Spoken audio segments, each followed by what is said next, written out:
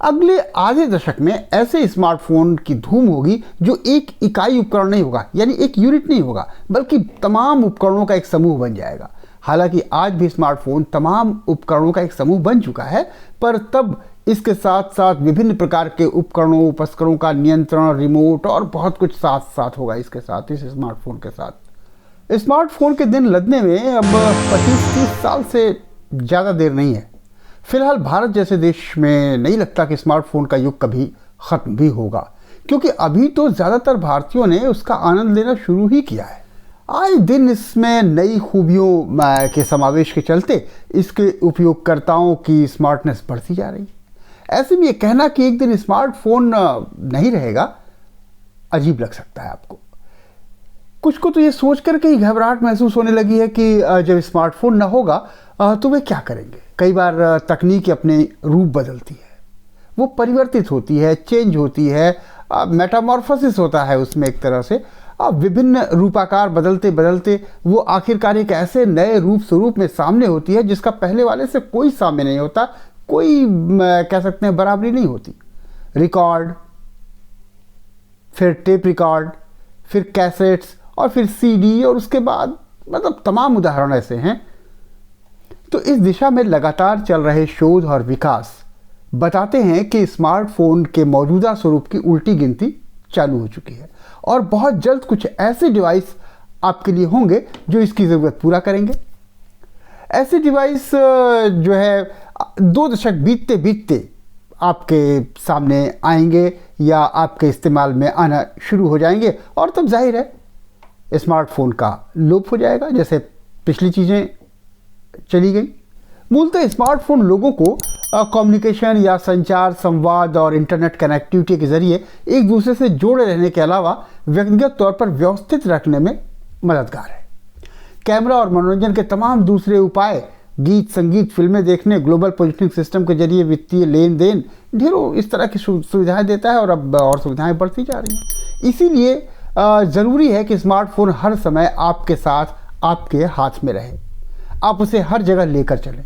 तो स्मार्टनेस के ये खिलाफ है कि अगर आप किसी चीज़ से बंधे रहें, साथ ही लेकर के चलना उसको मजबूरी बन जाए।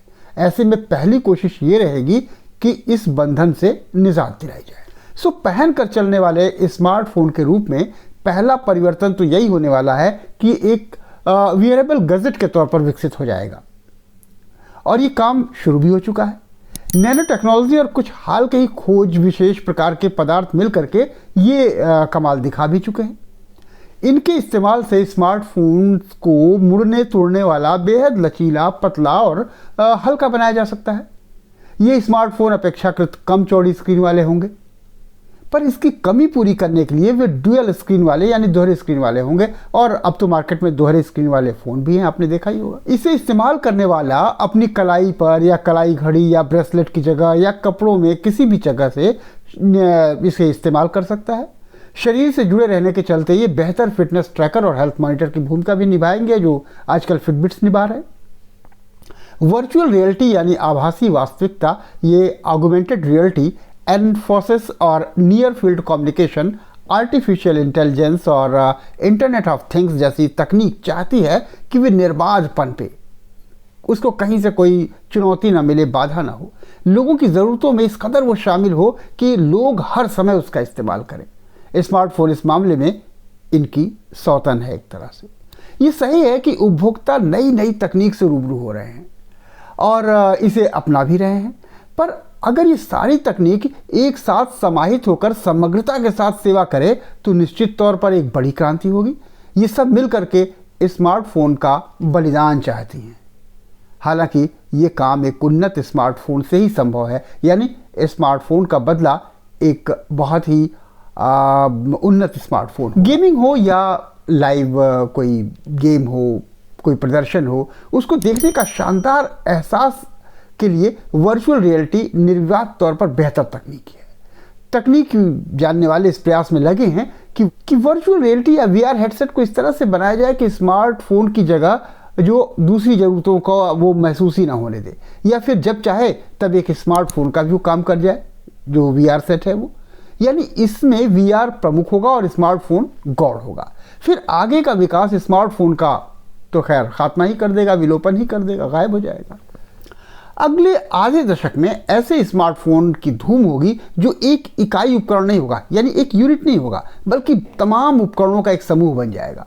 हालांकि आज भी स्मार्टफोन तमाम उपकरणों का एक समूह बन चुका है, पर तब इसके साथ साथ विभिन्न प्रकार के उपकरणों उपकरणों का नियंत्रण, रिमोट और बहुत कुछ साथ साथ होगा इसके साथ, इस स्मार्टफोन के साथ। अगला 10 साल स्मार्टफोन को इस प्रकार विकसित करने में जाएगा कि वो कैरी ना करना पड़े, यानी हमेशा अपने हाथ में न रखना पड़े, अपने साथ न रखना पड़े। ऑपरेटिंग या परिचालन आज से भी ज़्यादा सहज हो, और तब स्मार्टफोन का विकल्प का वह रूप सामने आएगा जो स्मार्टफोन को बीते जमाने की बात बना देगा। खैर, खुशी की बात है कि समूचे संसार में अगले दशक तक स्मार्टफोन की धूम तो रहेगी, और उसमें अपना देश सबसे ऊपर है। सो फिलहाल हम स्मार्टफोन का पूरा आनंद उठाने के बाद ही उसका विदा गीत पढ़ेंगे। इस मामले में Google, Apple, Samsung, LG, Microsoft जैसी नई कंपनियां जो स्मार्टफोन बनाती हैं, अपने मूल धंधे से ज़्यादा ध्यान और निवेश इस तरह की चीज़ों को डेवलप करने में लगा रही हैं।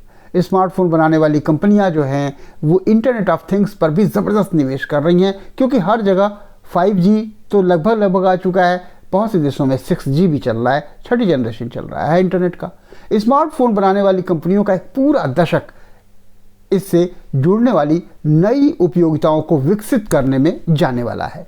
इनोवेशन पर केंद्रित होंगे वो पूरा दशक। फिलहाल वे बेहद सूक्ष्म स्तर पर ताकतवर बैटरी और बेहद ख़ास तरह का और बहुत सक्षम जो है वो चिपएस की खोज में लगी हुई हैं। एक दशक के भीतर ही इस दिशा में चमत्कारिक सफलता की उम्मीद है, और इसके संकेत अब दिखने लगे। इसलिए ये सोचना कि स्मार्टफोन अचानक उपयोग या चलन से अचानक ही गायब हो जाएगा परिदृश्य से, ये पूरा सच नहीं है, पर यह भी उम्मीद बेमानी है कि स्मार्टफोन हमेशा के लिए बने रहेंगे। तो तब तक आप स्मार्टफोन का आनंद लीजिए जब तक कि ये गायब ना हो जाए। फ्यूचर ऑफ फैक्टो के इस एपिसोड में यहीं तक। फिर से संजय श्रीवास्तव को इजाज़त दीजिए। नमस्कार, धन्यवाद।